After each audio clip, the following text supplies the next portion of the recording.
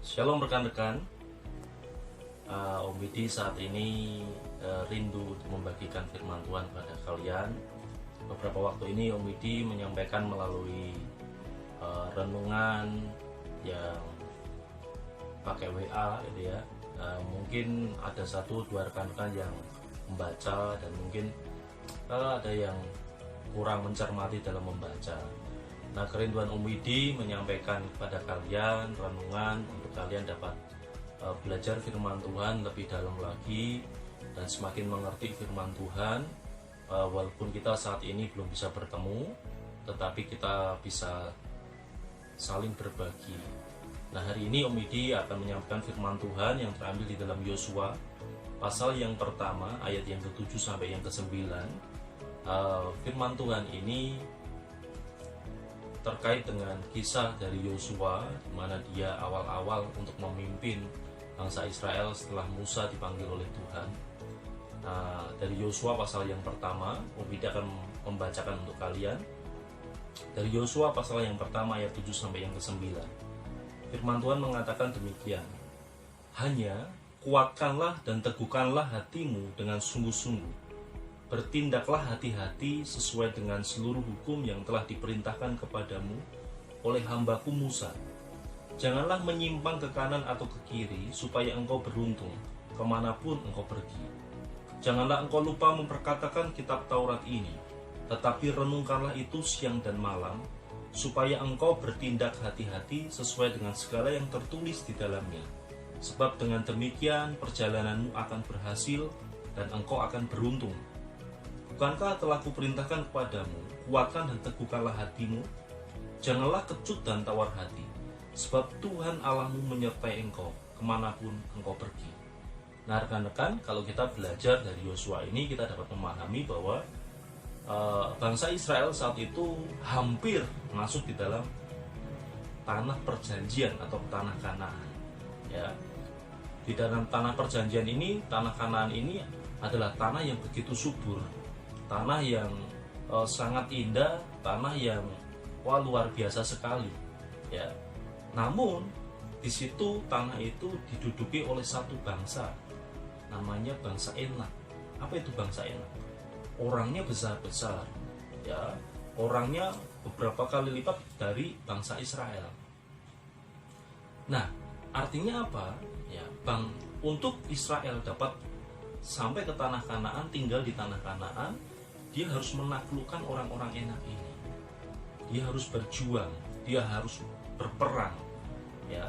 Nah, di sini Tuhan mau mengajarkan kepada kita bahwa keberhasilan itu tidak didapatkan dari dengan tidur nyenyak, dari santai-santai, ya. Tetapi keberhasilan itu didapatkan dari perjuangan, dari peperangan.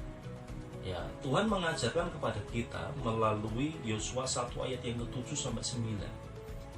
Tuhan memberikan prinsip-prinsip untuk Yosua dapat mendapatkan kemenangan atau keberhasilan.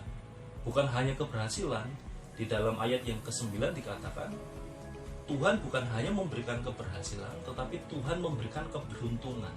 Ya, atau bisa dikatakan bahwa keberhasilan sudah dijaminkan. Ya, Tuhan juga memberikan nilai plus, yaitu apa? Keberuntungan. Nah rekan-rekan, Tuhan memberikan prinsip-prinsip kepada kita bukan hanya untuk berhasil, tetapi beruntung, memiliki kemanapun berada, ya, kita mendapatkan kasih karunia, anugerah Tuhan. Nah, prinsip-prinsip apa saja yang Tuhan berikan kepada kita? Yang pertama dapat kita lihat dari ayat yang ke-7. Di situ firman Tuhan katakan, kuatkan dan teguhkanlah hatimu. Tidak berhenti di situ, rekan-rekan. Kuatkan dan teguhkanlah hatimu dengan sungguh-sungguh. Artinya apa? Kuatkan dan teguhkan hati berbicara tentang apa? Satu, keteguhan hati, keteguhan mental, keteguhan batin kita. Tuhan bilang ada kata sungguh-sungguh. Artinya apa? Mari kita teguhkan hati kita secara penuh. Jangan sampai ada kekhawatiran yang ada di dalam hati kita untuk mencapai keberhasilan, untuk mencapai impian-impian kita. Nah, Tuhan rindu, ya, kepada kita untuk memiliki mentalitas seperti ini. Maka saat ini yang pertama, prinsip mana? Kuatkan dan teguhkanlah hatimu dengan sungguh-sungguh. Walaupun ketakutan, kekhawatiran, mungkin kondisimu membuat engkau takut, tapi ingat, kuatkan dan teguhkanlah hatimu sungguh-sungguh. Jangan ada kekhawatiran apapun dalam hidup. Yang kedua, ya, harus kita lihat di sini. Firman Tuhan katakan, bertindaklah hati-hati sesuai dengan seluruh hukum yang telah diperintahkan kepadamu. Ya, hukum yang telah diperintahkan kepadamu melalui Musa. Ini berbicara tentang apa? Ini berbicara tentang hukum Taurat. Ini berbicara tentang firman Allah. Ya, Tuhan menghendaki bukan hanya kita menguatkan hati kita tanpa ada keraguan atau keyakinan penuh, ya, harusnya seperti itu. Yang kedua, mari kita melakukan segala sesuatu sesuai dengan hukum Tuhan. Jangan melanggar prinsip firman Allah. Ya, jangan melanggar apa yang Tuhan tidak mau. Jangan melanggar hal-hal yang membuat sakit hati Tuhan. Tapi kerjakan segala sesuatunya sesuai dengan prinsip firman Tuhan. Ini yang kedua. Prinsip yang ketiga yang Tuhan mau, yaitu apa? Jangan menyimpang ke kanan atau ke kiri. Artinya apa? Kita berjalan sungguh-sungguh, ya. Tadi kita sudah mengerti, kita harus berjalan sesuai firman Allah. Yang ketiga, yaitu jangan kita menyimpang daripada firman Allah, tetapi berjalan lurus sesuai firman Allah. Yang keempat, rekan-rekan, janganlah engkau lupa memperkatakan kitab Taurat ini. Artinya apa? Setiap firman yang kita baca, perkatakan di dalam hidup kita. Ya. Janji Tuhan, janji yang ajaib. Roh kita itu roh yang hidup. Jiwa kita jiwa yang hidup. Maka setiap hari kita harus memperkatakan firman Allah, ya, memperkatakan firman Tuhan, ya, untuk apa? Menyegarkan jiwa kita, untuk memberi makan jiwa kita.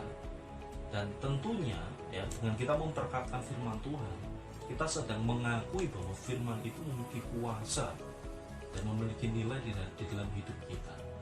Nah, rekan-rekan, firman Allah bukan omong kosong belaka. Firman Allah adalah firman yang hidup. Dia akan mengerjakan ya dan amin. Ketika firman dinyatakan, firman disampaikan, dia seperti air hujan yang turun ke tanah, tidak akan kembali lagi ke langit, tetapi dia akan meresap ke tanah dan menyuburkan tanah. Ya. Firman Allah di dalam hidup kita, ketika tercurah dalam hidup kita, dia akan bekerja dan memberikan pembaharuan di dalam hidup kita. Maka setiap perencanaan kita, setiap tindakan kita, dan setiap keputusan kita, ketika firman Allah menguasai, maka kedahsyatan dan luar biasa keajaiban yang terjadi dalam hidup kita. Ini yang keempat. Yang kelima, rekan-rekan, apa yang Tuhan mau? Ya, renungkanlah firman itu siang dan malam. Tadi bukan hanya memperkatakan sebagai pengakuan, tetapi apa? Renungkan firman Allah ini. Ya, izinkan Tuhan berkata-kata atau berbicara di dalam hidup kita. Ketika kita merenung, kita berdiam. Ketika kita merenung, kita berpikir semakin dalam. Ketika kita merenung, kita mencari pengertian-pengertian hati Tuhan, apa yang Tuhan mau dalam hidup kita. Ketika kita merenungkan firman Allah, ini yang kelima. Nah, ketika kita merenungkan firman Allah ini, Tuhan akan berbicara secara pribadi di dalam hidup kita. Maka sama-sama mengikut Tuhan, tetapi akan berbeda pengalaman dengan Tuhan. Nah, rekan-rekan, apa selanjutnya yang Tuhan mau, yang Tuhan berikan kepada Yosua dan sampai kepada kita saat ini? Yang keenam, firman Tuhan di dalam ayat yang ke-9 dikatakan, bukankah telah kuperintahkan kepadamu, kuatkan dan teguhkanlah hatimu, jangan kecut dan tawar hati, sebab Tuhan Allahmu menyertai engkau kemanapun engkau pergi. Perhatikan, jangan engkau kecut dan tawar hati, ya, karena Tuhan menyertai engkau kemana engkau pergi. Kecut dan tawar hati berbicara tentang apa? Kecut dan tawar hati berbicara satu hati yang jemu, satu hati yang bersungut-sungut, suatu hati yang apa? Mengeluh. Nah, Tuhan tidak mau. Tuhan mau di dalam hidup kita untuk apa?